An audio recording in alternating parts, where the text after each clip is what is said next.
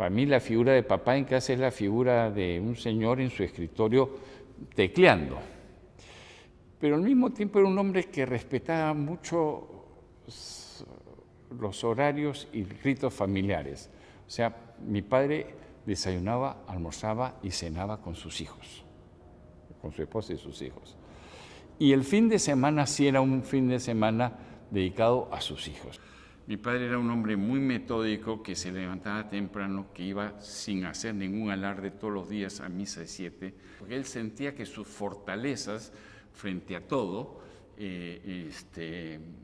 tenía que ver con su fe cristiana. Él era un hombre de profunda fe cristiana. Y esa fe cristiana estaba imbuida de ciertos valores. Compromiso con la sociedad, compromiso con la verdad, compromiso con la justicia, compromiso obviamente con el bien ajeno, etc. Entonces, la verdad que yo diría que fue un ejemplo permanente de discreción, de coherencia permanente en su vida, de austeridad, de parquedad, no solo en la forma de vivir, que además, digamos que hizo de la necesidad de virtud, porque tampoco es que sobrara los recursos, sino que había una natural discreción.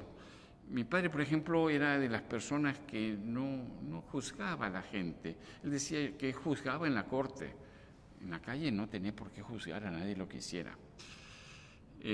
Pero sobre todo un sentido de que él tenía una responsabilidad frente a Dios, que Dios lo iba a juzgar a él.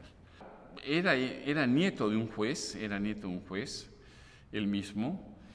Tiene que ver con la formación de los jesuitas. Creo que lo marcaron mucho en el sentido de que hay una responsabilidad frente a la sociedad, hay un compromiso de la sociedad, de aquellos que han recibido más, de entregar a la sociedad. Y lo que tuvo muy claro mi padre siempre es que lo suyo iba a ser o la vida universitaria, si es que San Marcos no se cierra el año 30, probablemente hubiera seguido en San Marcos y hubiera hecho historia en San Marcos, que era su secreta pasión, o el Poder Judicial, donde él se sentía muy a gusto administrando justicia. Poco antes del atentado, un periodista le pregunta, ¿y usted no tiene miedo a morir, a que lo atenten contra usted y lo maten, etcétera? Y dice, no, yo estoy en paz con mi conciencia, cumplí con mi deber, eduqué bien a 6 hijos y no tengo bienes de los cuales hacer tristes despedidas. Entonces, se sentía en paz con Dios y se sentía en paz con el tipo de vida que había hecho, creyendo que lo hacía, ¿no?, en función de un destino,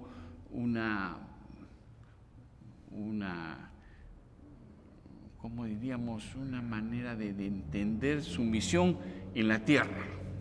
La bala que le rozó en la parte frontal del cerebro lo dejó sin iniciativa. Mi padre ya no pudo leer, salvo periódicos, no tenía capacidad de concentrarse en un libro. Obviamente ya no pudo escribir nada. Estaba lúcido, pero sin capacidad de actuar, en ningún sentido, ¿no?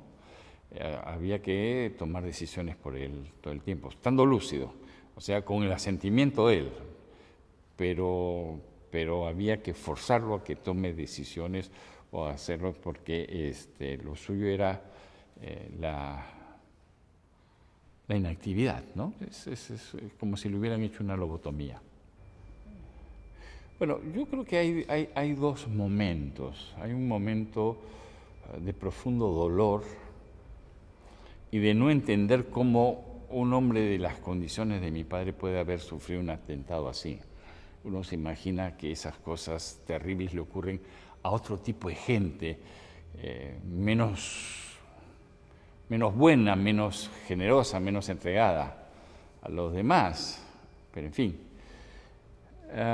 Pero hay un segundo momento que lo que voy a decir va a parecer un poco contradictorio, pero aquí hay una belleza, que es que este padre y esposo, que había sido muy generoso con su mujer, muy presente en la vida de los hijos, los hijos y su mujer tienen la oportunidad de, en cierta manera, devolverle lo que les dio durante tantos años. Y hay algo de justicia poética hermosa de esta tragedia.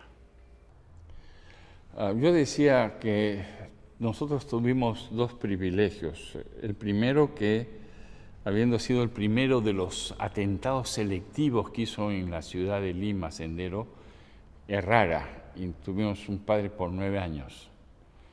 Lo segundo es que tanto el Estado como la sociedad reconocieron, apoyaron. No tenemos nada que decir sino agradecer al Estado peruano y a todas las instituciones y personas en este país que se preocuparon de hacerlo sentir bien, de acompañarlo, de homenajearlo, etc.